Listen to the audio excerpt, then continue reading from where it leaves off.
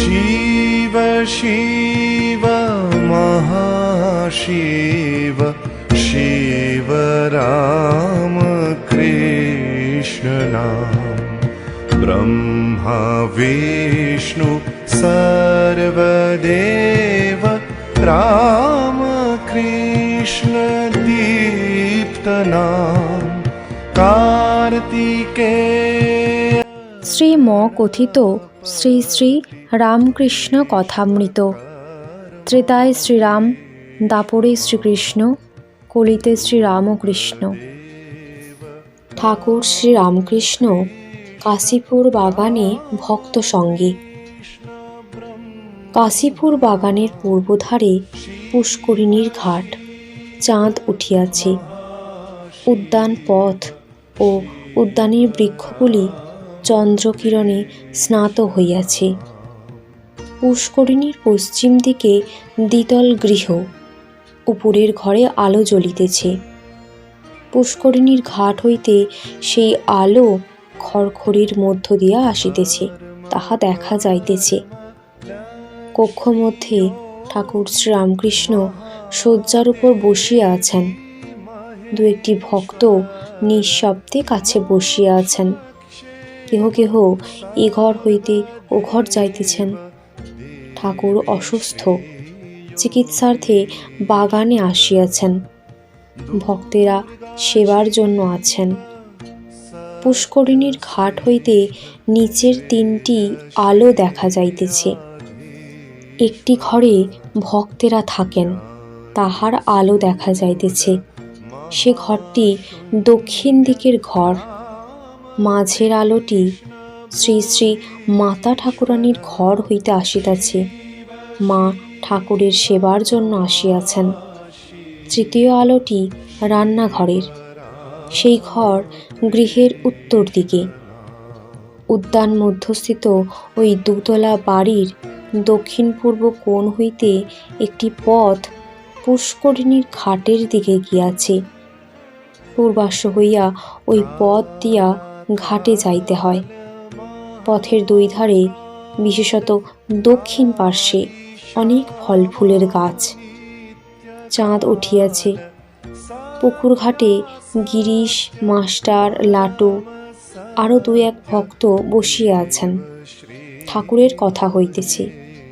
আজ শুক্রবার, 1886 সালের 16 এপ্রিল, বাংলায় 1293 চৌঠা বৈশাখ, চৈত্র শুক্লা ত্রয়োদশী।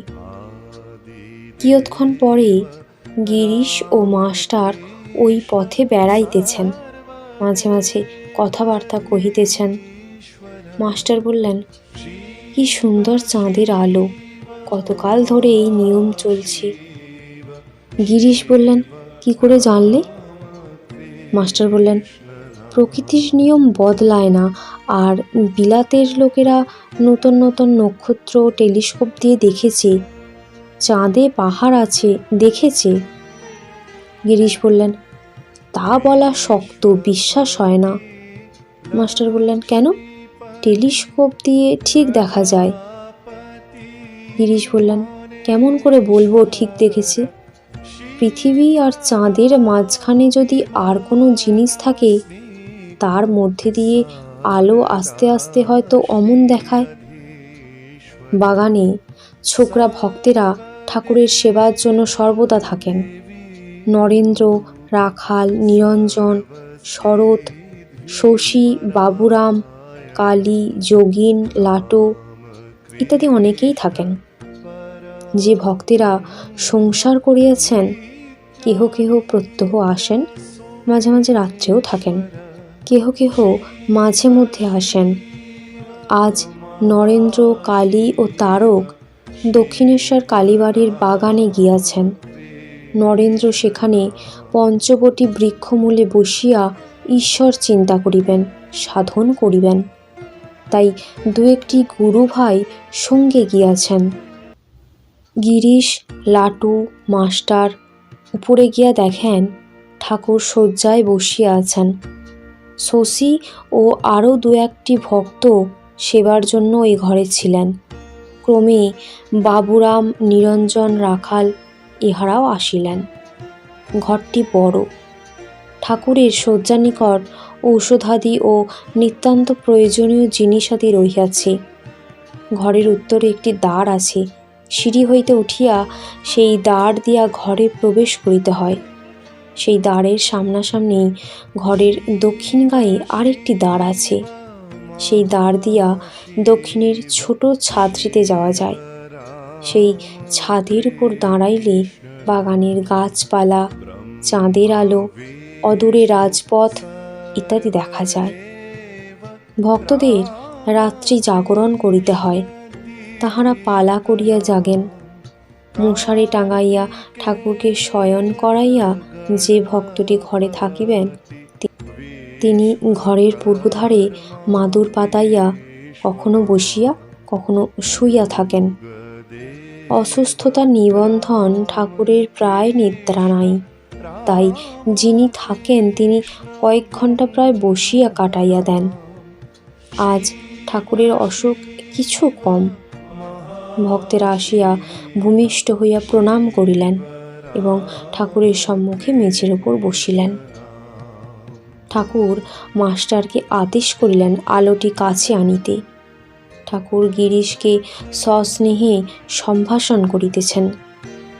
ঠাকুর শ্রীরামকৃষ্ণ গিরিশের প্রতি বললেন, ভালো আছো? তারপর ঠাকুর লাটুর প্রতি বললেন, একে তামাক খাওয়া আর পান এনে দে। কিয়ৎক্ষণ পরে আবার বললেন, কিছু জল খাবার এনে দে। লাটু বললেন, পান টান দিয়েছি, দোকান থেকে জল খাবার আনতে যাচ্ছি। ঠাকুর বসিয়া আছেন। একটি ভক্ত কয়েগাছি ফুলের মালা আনিয়া দিলেন। ঠাকুর নিজের গলায় একে একে সেগুলি ধারণ করিলেন। ঠাকুরের হৃদয় মধ্যে হরি আছেন, তাকেই বুঝি পূজা করিলেন। ভক্তেরা অবাক হইয়া দেখিতেছেন। 2 গাছি মালা গলা হইতে লইয়া গিরিশকে দিলেন। ঠাকুর মাঝে মাঝে জিজ্ঞাসা করিতেছেন, জল খাবার কি এলো? মণি ঠাকুরকে পাখা করিতেছেন।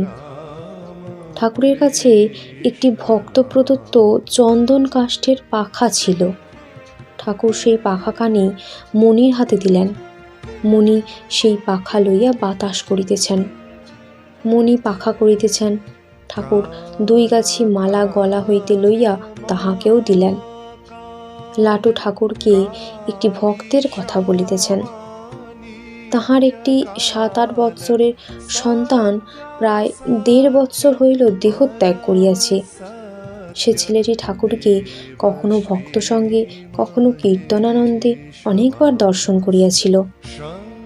লাটু শ্রীরামকৃষ্ণের প্রতি বললেন, ইনি এর ছেলেটির বই দেখে কাল রাত্রে বড় কেঁদেছিলেন। পরিবারও ছেলের শোকে পাগলের মতো হয়ে গেছে। নিজের ছেলেপুলেকে মারে আছড়ায়। ইনি এখানে মাঝে মাঝে থাকেন, তাই বলে ভারী হ্যাঙ্গাম করে। ঠাকুর শ্রীরামকৃষ্ণ এই শোকের কথা শুনিয়া যেন চিন্তিত হইয়া চুপ করিয়া রহিলেন। গিরিশ বললেন, অর্জুন অত গীতা টিতা পড়ে অভিমন্যুর শোকে একেবারে মূর্ছিত, তা এর ছেলের জন্য শোক কিছু আশ্চর্য নয়। গিরিশের জন্য জল খাবার আসিয়াছে।